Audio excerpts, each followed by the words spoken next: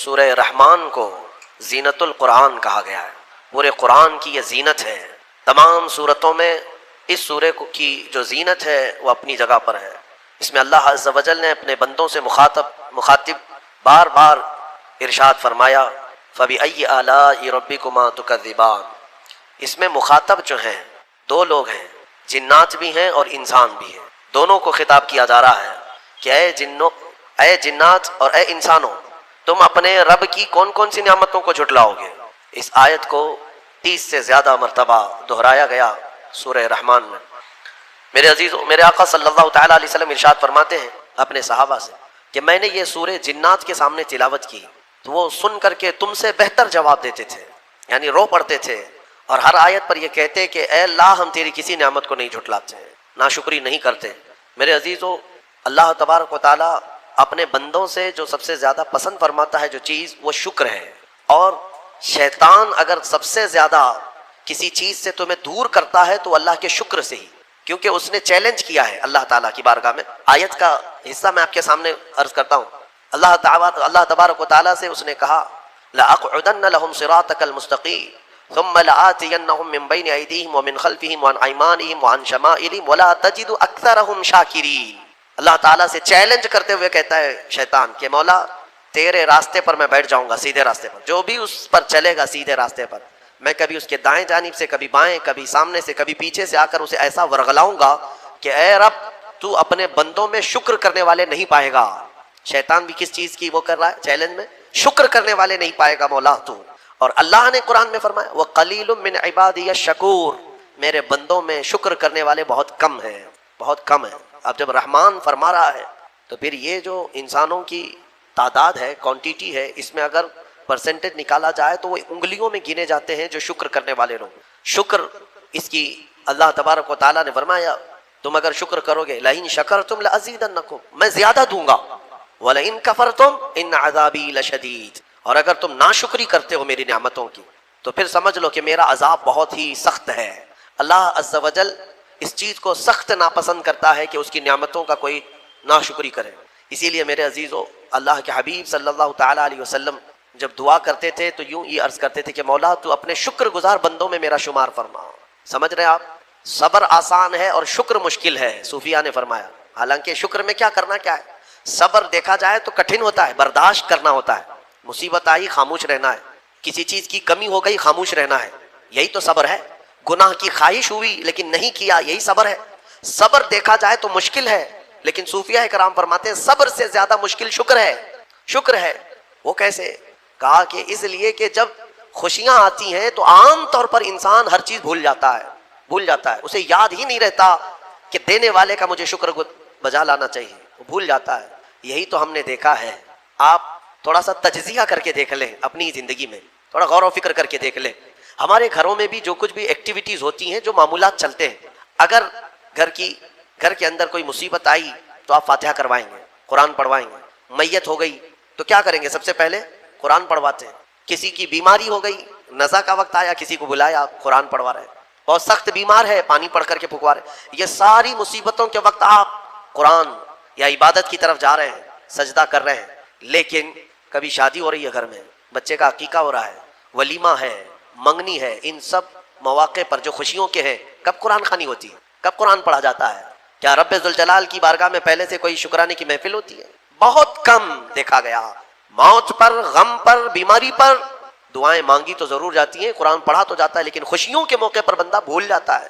اسی لیے صوفیہ اکرام نے فرمایا شکر جو ہے یہ مشکل ہے، اور منافق شکر نہیں کر سکتا. یہ مومن کو عطا کی ہوئی نعمت ہے شکر کرنا.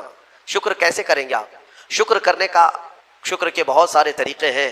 صرف یہ نہیں ہے کہ زبان سے کہہ دیا الحمدللہ، بلکہ تمہارے ہاتھ و پیر بھی شکر بجا لاتے ہیں، تمہاری زبان بھی اور تمہارا دل بھی. تینوں طریقے ہیں شکر کے. کسی کی زبان چلتی ہی نہیں تو کیا وہ شکر گزار نہیں ہے؟ لیکن اگر اللہ رب العزت کے حوالے اپنے آپ کو کر دیا، دل سے وہ کہتا ہے کہ مولا میرا کچھ نہیں، سب تیرا ہے، وہ دل سے کہہ رہا ہے، اس کے دل کا شکر ہے. وہ ہاتھ اور پیر اگر عبادت کے لیے اٹھاتا ہے تو یہ ہاتھوں اور پیروں کی طرف سے اللہ کا شکر ہے، اور پھر زبان سے اگر کہتا ہے تو یہ زبان کا شکر ہے. الحمدللہ. اور میرے عزیزو، اللہ تبارک و تعالیٰ کو شکر ہی پسند ہے. اور شکر کا جو سب سے بہترین لفظ ہے وہ کیا ہے؟ شکر کرنے کا اللہ کا سب سے بہترین لفظ کیا ہے؟ الحمدللہ. یہی ہے نا. آپ کو عادت ڈالی گئی ہے کہ کسی نے بھی اگر آپ سے پوچھا کہ طبیعت کیسی ہے تو آپ کیا کہتے ہیں؟ الحمدللہ. چاہے سر درد ہو ہی رہا ہو لیکن آپ کہتے ہیں الحمدللہ. یہ شکر کرنے کا سب سے بہترین لفظ کیا ہے؟ الحمدللہ. اب میں آپ کو بتاتا ہوں یہ سب سے بہترین لفظ ہے. اسی لیے دیکھو کہ اللہ نے اپنی کتاب، آخری کتاب قرآن بھی اپنے حبیب پر اتارا تو اس کا سب سے پہلا ورڈ کیا رکھا؟ الحمدللہ. الحمدللہ سے پورا قرآن شروع ہوا. پھر تم اگر مولا کی بارگاہ میں عبادت کے لیے کھڑے ہوئے، نماز کے لیے رکعت باندھے، امام اگر کہیں سے جہر میں شروع کیا تو کہاں سے؟ نماز میں بھی اگر امام قرات شروع کرتا ہے تو کہاں سے شروع کرتا ہے؟ الحمدللہ سے ہی شروع کرے گا. میرے عزیزو، اتنا ہی نہیں بلکہ روایتیں ملتی ہیں کہ آدم علیہ السلام کو جب پیدا کیا گیا اور ان کے جسم میں روح ڈالی گئی، آپ کو چھینک آئی، سب سے پہلے آپ کی زبان سے نکلا الحمدللہ. اس سے اندازہ کرو کہ میرا مولا شکر پسند کرتا ہے، شکر پسند کرتا ہے. اسی لیے 30 سے زیادہ مرتبہ تم سے پوچھ رہا ہے مولا کون کون سی نعمتوں کو جھٹلاؤ گے؟ تم اللہ رب العزت کے آگے سرنڈر ہو جاؤ، سپرد ہو جاؤ کہ مولا نہیں، میں تیری کسی نعمت کا انکار نہیں کرتا. تمہیں اندازہ بھی نہیں ہے تمہارے پاس نعمتیں کیا کیا مولا نے دیا ہے، تمہیں اندازہ بھی نہیں ہے. وَإِن تَعُدُّوا نِعْمَةَ اللَّهِ لَا تُحْصُوهَا. اللہ فرماتا ہے اگر تم گننا چاہو گے اللہ کی نعمتیں ہرگز گن نہیں سکو گے. کیسے گنیں گے؟ ایک بزرگ نے لکھا ہے کہ اگر کوئی طے کر لیا، توجہ چاہتا ہوں، شیخ سعدی رحمۃ اللہ علیہ کے حوالے سے یہ بات ملتی ہے، کسی نے طے کر لیا کہ میں اللہ کی ساری نعمتوں کا شکر بجا لاؤں گا، اس نے جو بھی میری نعمتیں دی ہیں سب نعمتوں کا میں شکر بجا لاؤں گا. ٹھیک ہے، تمہاری زبان اللہ نے دیا ہے، یہ ایک نعمت ہے. ناک نعمت ہے، کان نعمت ہے، آنکھ نعمت ہے، ہاتھ ہیں، انگلیاں ہیں، پورے جسم میں ایک ایک عضو اللہ کی نعمت ہے. پھر پلس اس کے علاوہ جینے کے لیے جو یہاں پر گھر دیا یہ نعمت ہے، زمین پر چلنے کی طاقت دی یہ نعمت ہے، اور سونے کے لیے ہمیں بستر دیا، پہننے کے لیے کپڑے دیا یہ نعمت ہے، رشتہ دار دیا یہ نعمت ہے، اولاد دیا یہ نعمت ہے، ماں باپ دیا یہ نعمت ہے، اچھے دوست دیا یہ نعمت ہے، اسلام دیا یہ نعمت ہے، ایمان پر رکھا یہ نعمت ہے، اپنے آخری نبی کی امت میں پیدا کی یہ نعمت ہے. یہ ہزاروں نعمتیں ہیں. لیکن اگر تم چلو طے کر لیتے ہو کہ میں اللہ کی ساری نعمتوں کا ایک ایک بات دیگرے شکر بجا لاؤں گا، اے اللہ تو نے مجھے زبان دی الحمدللہ، تو نے مجھے ناک دی الحمدللہ، سب نعمتوں کا شکر کرنے کا اگر کسی نے ارادہ کر لیا تو شیخ سعدی فرماتے ہیں تو پہلے وہ بیٹھ جائے. اس کو اللہ نے جو سانسیں دی ہیں نا یہ سب سے بڑی نعمت ہے. ایک سانس اندر جاتی ہے یہ نعمت، سانس باہر نکلتی ہے یہ نعمت. اگر تم نے سانس لے لیا نکلی نہیں باہر تو ختم ہو گئی تمہاری زندگی، اور سانس نکلی اندر لے نہیں پا رہے ہو یہاں پر بھی زندگی ختم. سانس لینا ایک نعمت، سانس باہر چھوڑنا یہ ایک نعمت. شیخ سعدی فرماتے ہیں اور ہر سانس نئی ہوتی ہے، پرانی سانس نہیں آئے گی، پھر ہر سانس نئی ہے. تو ہر سانس کے بدلے ہی تم اگر الحمدللہ کہتے رہ جاؤ گے تو زندگی گزر جائے گی سانسوں کے شکر پر، باقی نعمتیں ویسی ہی رہ جائیں گی. صرف سانسوں کے شکر پر تو زندگی گزر جائے گی. میرے عزیزو، اندازہ بھی نہیں کر سکتے کہ اللہ نے کون کون سی نعمتوں سے نوازا ہے. تمہیں پتہ ہے میں ایک مرتبہ اس چیز کو بھی پڑھا تھا کہ اگر تمہیں سانس خرید کر کے لینا پڑ جائے، ہاسپٹل میں جا کر کے دیکھو آکسیجن کا ایک سلنڈر جو کبھی مریضوں کو لگایا جاتا ہے کتنی قیمت کا ہوتا ہے، دن بھر میں وہ کتنے سلنڈر سانس کھینچتا ہے. اس اعتبار سے اگر تمہاری زندگی 60 سال کی ہوئی اور 60 سال تمہیں آکسیجن خرید کر کے لینا پڑا تو تقریباً اس کی قیمت جو ہے کئی 100 کروڑ میں چلی جاتی ہے. ایک اندازے کے مطابق 50 سے 60 کروڑ کا آکسیجن تمہیں لگ جاتا ہے. تو کیا یہ ہر آدمی کیپیبل ہے اپنی سانسوں کو پیسے سے خرید سکے گا؟ اور رب ذوالجلال نے تمہارے لیے اتنی آسانیاں کی ہیں کہ سانس ایسا نہیں ہے کہ فلاں شہر میں ملتی ہے جا کر کے لائیں اور پھر کھینچیں. تم جہاں ہو تمہاری ناک کے قریب ہوائیں کیا ہے. اس رب قدیر نے اتنی بڑی نعمتوں سے تمہیں نوازا، تمہیں اندازہ بھی نہیں ہے. اور اسی لیے رب تعالیٰ فرماتا ہے فَبِأَيِّ آلَاءِ رَبِّكُمَا تُكَذِّبَانِ، تم میری کون کون سی نعمتوں کو جھٹلاؤ گے. حاتم اصم ایک بزرگ ہے، حضرت حاتم خلیفہ ہارون رشید کے زمانے کے. خلیفہ ہارون رشید کے زمانے میں بادشاہ نے ایک مرتبہ ان کو طلب کیا اور پوچھا کہ کچھ نصیحت کیجیے آپ مجھے. وہ اکثر بڑے بڑے علماء کو دربار میں بلاتا اور نصیحت حاصل کرتا. حضرت حاتم اصم رضی اللہ تعالیٰ عنہ نے بادشاہ سے ایک سوال کیا کہ ہارون اگر تمہارے ساتھ ایسا ہو جائے زندگی میں اور پیاس کی شدت ایسی ہے کہ تم بلک رہے ہو، اگر تم کو کوئی ایک گلاس پانی دینا چاہے اور وہ پیسوں میں دینا چاہے اور اس آدمی کے علاوہ کسی کے پاس پانی نہیں ہے، تم ایسی جگہ پر پہنچ گئے ہو جنگل میں یا صحرا میں، تو تم اس کو کتنے پیسے دے کر خرید سکتے ہو؟ ایک گلاس پانی وہ بہت بڑی قیمت لگا رہا ہے، تم کو اگر بہت شدت کی ضرورت ہے تو تم کتنا مال دے کر کے خریدو گے؟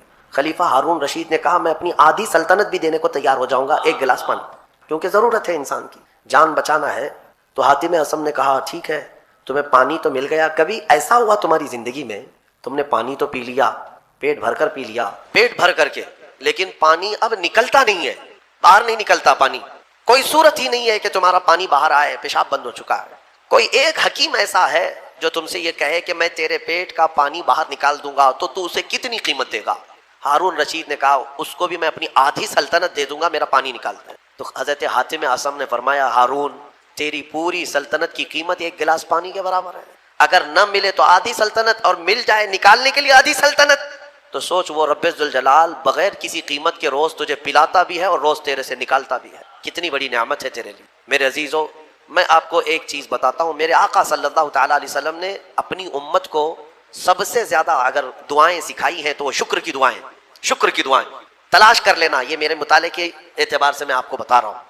آپ روزمرہ کی زندگی میں جو چیز بھی کرتے ہیں اس میں اللہ کا شکر ہے، میرے آقا نے سکھایا۔ آپ کھانا کھانے کے لیے بیٹھ رہے ہیں، بسم اللہ پڑھ کر کے شروع کیے، کھانا ختم ہونے کے بعد میرے آقا نے سکھایا ہے الحمدللہ الذی اطعمنا وسقانا وکفانا وجعلنا من المسلمین۔ کیا ہے؟ تمام تعریفیں اس اللہ کے لیے، شکر ہے اس مولا کا جس نے ہمیں کھلایا پلایا اور ہمیں ہدایت دیا اور مسلمان بنایا۔ کھانے کے بعد بھی میرے آقا نے یہی سکھایا، کھانے کے بعد تمہیں کرنا کیا ہے؟ یہی ہے۔ اچھا، اور نیند لگ رہی ہے، سونے کے وقت کہا بسم اللہ پڑھ کر کے سو جاؤ، لیکن سو کر کے اٹھتے ہو اگر نیند کھلتی ہے تو میرے آقا فرماتے ہیں یہ پڑھو الحمدللہ الذی احیانا بعد ما اماتنا، الحمد سے ہی شروع ہے، تمام تعریفیں اس اللہ کے لیے جس نے ایک موت کے بعد مجھے دوبارہ اٹھایا ہے۔ آپ کیا سمجھتے ہیں نیند جو ہے موت کی بہن ہے؟ اگر کوئی سویا، اچھا وہی کیسے آتی تھی یہ بھی میں بتاؤں، یہ قرآن کی جو آیتیں آتی تھیں کس انداز سے؟ میرے آقا صلی اللہ تعالیٰ علیہ وسلم بیٹھے ہوئے ہیں، اچانک جو صحابہ ہیں، صحابہ اکرام محسوس کرتے تھے حضور صلی اللہ علیہ وسلم ٹھنڈیوں کے زمانے میں پیشانی سے بہت تیز پسینہ بہنے لگ جاتا تھا، سخت ٹھنڈیاں ہی کیوں نہ ہو، موٹے موٹے پسینے کی بوندیں گرنے لگتی تھیں۔ صحابہ سمجھتے کہ وہی اتر رہی ہے، قرآن کی آیتیں اتر رہی ہیں میرے آقا صلی اللہ علیہ وسلم پر۔ شروع میں حضور اکرم صلی اللہ تعالیٰ علیہ وسلم کی حدیث ہیں، بخاری شریف کی شروعات میں کتاب بدء الوحی میں ہے کہ گھنٹیوں جیسی آواز آتی تھی، سلسلۃ الجرس اس کو کہا گیا ہے، جیسے گھنٹی بجتی ہے اس طرح کی آواز آتی اور قرآن کی آیتیں اتر رہی ہوتی تھی۔ کبھی جبرائیل امین علیہ السلام انسان کی شکل میں آ کر کے بیان کر کے چلے گئے۔ ایک صحابی حضرت دحیہ کلبی رضی اللہ عنہ، اکثر حضرت جبرائیل امین ان کی شکل میں بارگاہ رسول میں آتے تھے، کبھی ظاہری شکل میں آتے، کبھی کسی کو نظر نہیں آتے اور اتار رہے ہوتے قلب مصطفیٰ صلی اللہ علیہ وسلم پر آیتیں اتاری جا رہی ہوتی تھی۔ اب یہ وہی اترنے کا انداز معلوم تو ہوتا لیکن اترتا ہوا کوئی دیکھتا نہیں سوائے رسول پاک صلی اللہ علیہ وسلم کے۔ تو اب یہ یہودی اور عیسائی آئے اور کہے ایک کتاب ایسے اترنا چاہیے، وہ دکھنا چاہیے ہمیں کہ آسمان سے کتاب اتر رہی ہے۔ تو اللہ تعالیٰ نے فرمایا اے رسول یہ آپ سے سوال کر رہے ہیں کہ آسمان سے کوئی کتاب اتار کر کے دکھائیں؟ یہی وہ لوگ ہیں جو آپ سے پہلے اس سے بھی بڑا سوال موسیٰ علیہ السلام سے کر چکے ہیں، اس سے بھی بڑا سوال کیے تھے موسیٰ علیہ السلام۔ کیا کیے تھے؟ وہ پہلے پارے میں بھی آیتیں گزر چکی، یہاں پر بھی ہے فقد سألوا موسیٰ اکبر من ذالک، تو یہ تو موسیٰ علیہ السلام سے اس سے بھی بڑا سوال کر چکے، کیا؟ فقالوا ارنا اللہ جہرتاً، انہوں نے کہا تھا موسیٰ علیہ السلام سے، یہ یہودیوں نے، اچھا آپ اللہ اللہ کہہ رہے ہیں بہت، ہم اللہ کو سامنے دیکھنا چاہتے ہیں، دیکھ کر کے ایمان لائیں گے۔ لن نؤمن حتی نری اللہ جہرتاً، قرآن میں ہے، وہ ضد کر کے بیٹھے ہم اس وقت تک ایمان نہیں لائیں گے جب تک اللہ ہم کو دکھے گا نہیں۔ میرے عزیزو یہ بڑا سوال موسیٰ علیہ السلام سے کیا تھا انہوں نے، موسیٰ علیہ السلام سے، تو ہوا کیا ان کے ساتھ؟ اللہ فرماتا فَأَخَذَتْهُمُ الصَّاعِقَةُ بِظُلْمِهِمْ، اس طرح کا سوال کرنے پر اچانک ایک بجلی چمکی اور اللہ تبارک و تعالیٰ نے ان پر آسمان کو نیچے کر دیا، اتنا کہ اب گرے گا تب گرے گا، خوف کے مارے وہ پورے دہل گئے۔ سوال کیا کیا تھا؟ ہم ایمان نہیں لائیں گے جب تک اللہ ہم کو سامنے نہیں دکھے گا۔ تو اللہ تعالیٰ نے بجلیاں بھیجی، کڑک بھیجی، بہت خطرناک قسم کی کڑک، بجلی کی چمک، اور آسمان نیچے پھٹ کر کے آ گیا، سروں پر آ گیا، اللہ نے روک لیا۔ اب پھر وہ ایسی ضدی قوم تھی، ان کو اوپر سے آسمان یہاں لا کر کے کھڑا کیا گیا، اب بولو ایمان لاتے ہو یا کیا ہے؟ تو قرآن کی آیت ہے لن نؤمن حتی نری اللہ جہرۃ فاخذتکم الصاعقۃ بظلمہم، تو ان کے بجلی نے کڑک لیا، یہ کڑک آ کر کے انہیں گھیر لی، تو پھر کہنے لگے نہیں ہم ایمان لاتے ہیں موسیٰ کے رب پر، ہے اللہ کوئی ہے، اب ضرورت نہیں ہے دیکھنے کی۔ اب یہاں سے سنیے میرے عزیزوں، نبیوں سے ایسا سوال کیا گیا ہے تو اللہ تبارک و تعالیٰ نے بیان فرمایا۔ مجھے حیرت ہوتی ہے، موسیٰ علیہ السلام کی قوم نے ان سے کہا تھا ہم ایمان نہیں لائیں گے اس وقت تک، توجہ ہے نا، ہم ایمان نہیں لائیں گے اس وقت تک جب تک کہ اللہ کو آنکھوں سے دیکھ نہیں لیں گے۔ موسیٰ علیہ السلام ولی تھے یا نبی تھے؟ نبی تھے، سب کو معلوم ہے۔ نبی کا درجہ بڑا ہے یا ولی کا درجہ؟ نبی کا۔ نبی کو معجزہ بھی ملا ہے، طاقت بھی ملی ہے، اور ان کی شان محبوبی بھی ہے، اللہ ان کی باتوں کو رد نہیں کرتا۔ موسیٰ علیہ السلام سے جب ان کی قوم نے سوال کیا تو دکھوا دینا چاہیے تھا نا، ٹھیک ہے چلو میں اللہ دکھا دیتا ہوں تم ایمان لے آؤ، نہیں دکھائے۔ موسیٰ علیہ السلام اپنی قوم کو اللہ نہیں دکھوائے، وجہ یہ ہے کہ وہ خود بھی نہیں دیکھے، وہ خود بھی انہوں نے نہیں دیکھا تھا۔